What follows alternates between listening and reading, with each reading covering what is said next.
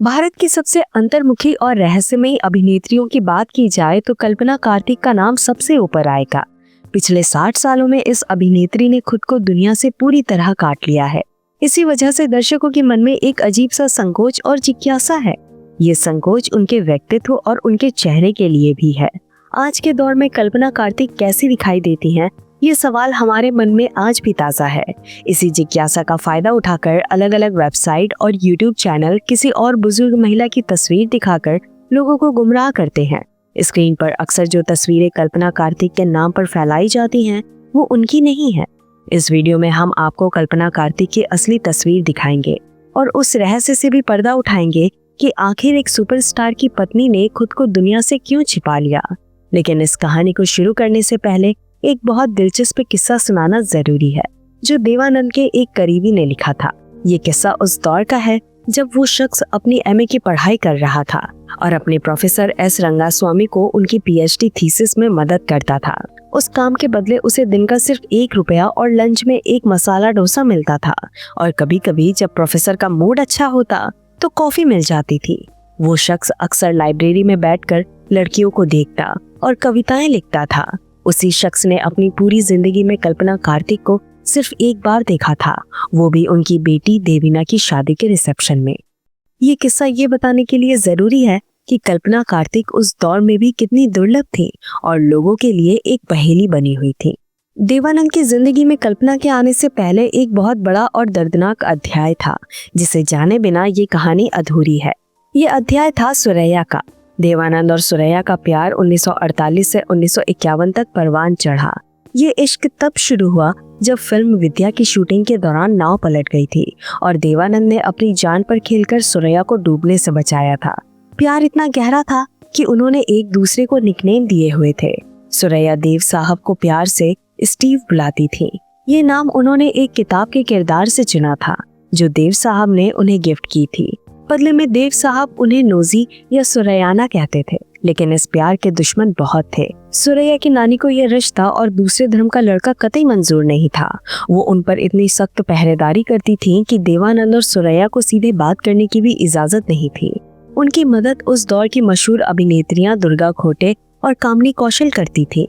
ये दोनों देवानंद और सुरैया की चिट्ठियां चोरी छिपे एक दूसरे तक पहुंचाती थी। देवानंद ने अपने प्यार का इजहार करने के लिए सुरैया को 3000 रुपए की एक बेशकीमती हीरे की अंगूठी दी थी। उस जमाने में 3000 रुपए की कीमत बहुत बड़ी होती थी, लेकिन सुरैया की नानी का दिल नहीं पसीजा। उन्होंने उस हीरे की अंगूठी को लिया और सबके सामने निर्दयता से गहरे समंदर में फेंक दिया था। ये देवानंद के लिए किसी गहरे सदमे से कम नहीं था। हालात इतने बिगड़ गए थे कि उनकी मुलाकातें मुमकिन नहीं थी। आर्टिकल्स और पुराने किस्से बताते हैं कि एक रात देवानंद सुरैया से मिलने उनकी छत पर गए। खतरा इतना था कि वो अकेले नहीं गए, बल्कि अपने साथ एक पुलिस इंस्पेक्टर दोस्त को लेकर गए थे। उस इंस्पेक्टर के पास एक लोडेड रिवॉल्वर और हाथ में 2 टॉर्च थी। वो छत की मुंडेर पर बैठा था और ये तय हुआ था कि अगर कोई खतरा दिखा तो वो टॉर्च जलाकर इशारा कर देगा। उस रात छत पर 2 प्यार करने वाले मिले, लेकिन सिर्फ रोने और हमेशा के लिए अलग होने के लिए। उस रात के बाद देवानंद पूरी तरह टूट गए थे। वो अपने गम को भुलाने के लिए पागलों की तरह काम करने लगे। ठीक इसी नाजुक मोड़ पर उनकी जिंदगी में एंट्री होती है एक नई रोशनी की, जिसका नाम था मोना सिन्हा। और यहीं से शुरू होती है वो दास्तां जिसने बॉलीवुड को एक नई जोड़ी दी। देवानंद की टूटी हुई दुनिया में मोना सिन्हा का आना किसी चमत्कार से कम नहीं था। मोना का जन्म 19 अगस्त 1931 को लाहौर के एक पंजाबी क्रिश्चियन परिवार में हुआ था। उनके पिता गुरदासपुर के बटाला में तहसीलदार थे और 7 भाई बहनों में मोना सबसे छोटी थी। बंटवारे के बाद उनका परिवार शिमला आ गया था। वो पढ़ाई में बेहद होनहार थी और सेंट बीट्स कॉलेज में पढ़ती थी। कॉलेज के दिनों में ही उनकी खूबसूरती ने उन्हें मिस शिमला का खिताब दिला दिया था। किस्मत का खेल देखिए, उस वक्त मशहूर फिल्मकार चेतन आनंद अपनी पत्नी उमा आनंद के साथ शिमला की वादियों में छुट्टियां मनाने गए थे। इत्तेफाक से उमा आनंद की माँ और मोना आपस में कजिन यानी बहनें लगती थी।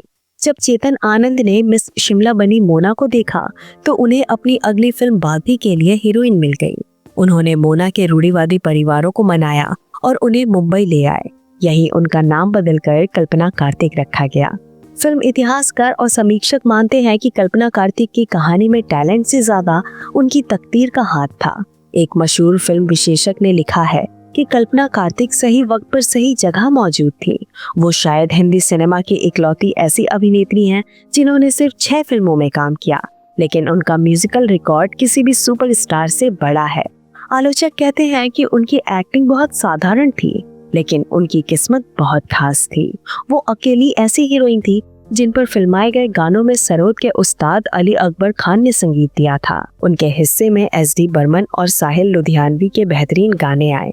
लोग कहते हैं कि वी शांताराम की फिल्मों में संध्या और चेतन आनंद की फिल्मों में प्रिया राजवंश को जो रुतबा मिला था, वही रुतबा बिना किसी खास एक्टिंग टैलेंट के कल्पना कार्तिक को मिल गया था।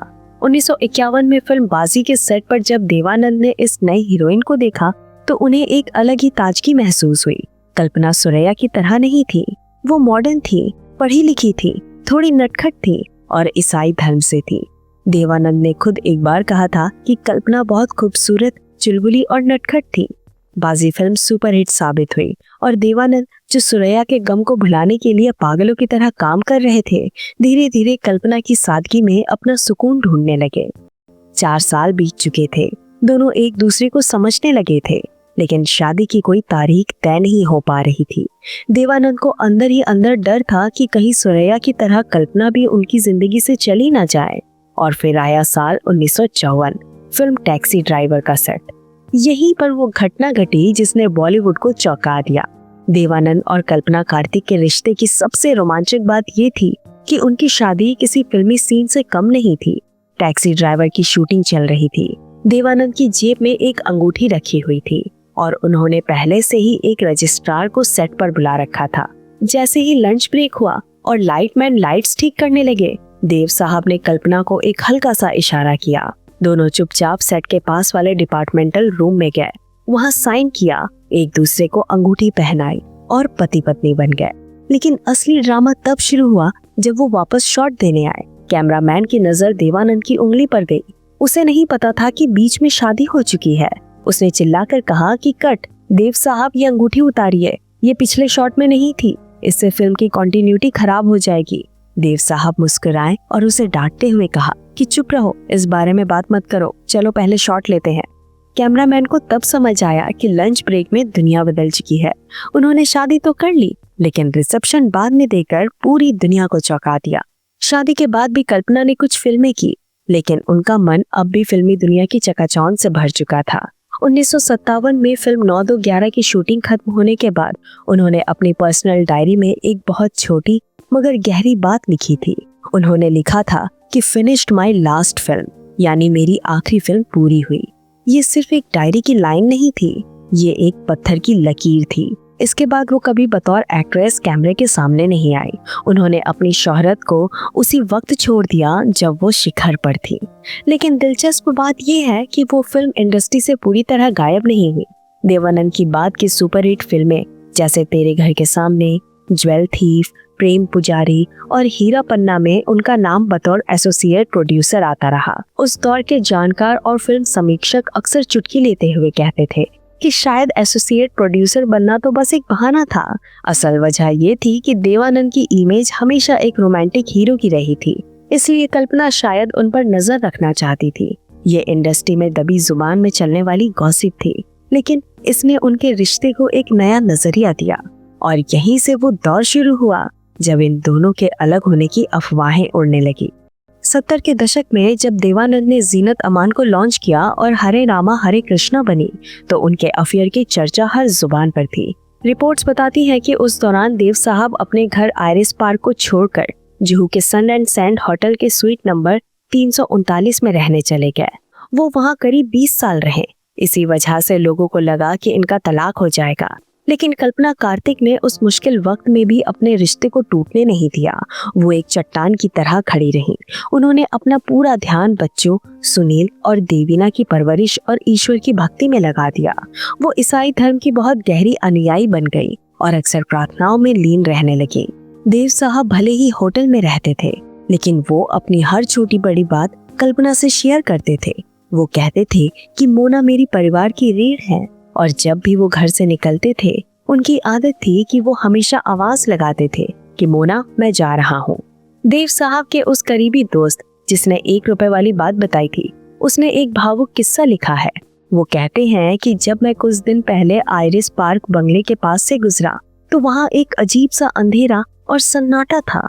वहाँ मौजूद एक अकेला नारियल का पेड़ मानो उदासी से कह रहा था कि मोना मैडम प्रार्थना कर रही हैं, उन्हें परेशान मत करो, वो भगवान से बातें कर रही हैं। जब से देव साहब गए तब से इस घर की रौनक और जिंदगी भी उनके साथ चली गई। कल्पना कार्तिक का अनुशासन इतना सख्त था कि 1957 के बाद वो सिर्फ 3 बार पब्लिक या मीडिया के सामने दिखाई थी। एक बार अपनी बेटी देवीना की शादी में, दूसरी बार अपने बेटे सुनील के जन्मदिन पर और आखिरी बार तब जब देव साहब का देहांत हुआ।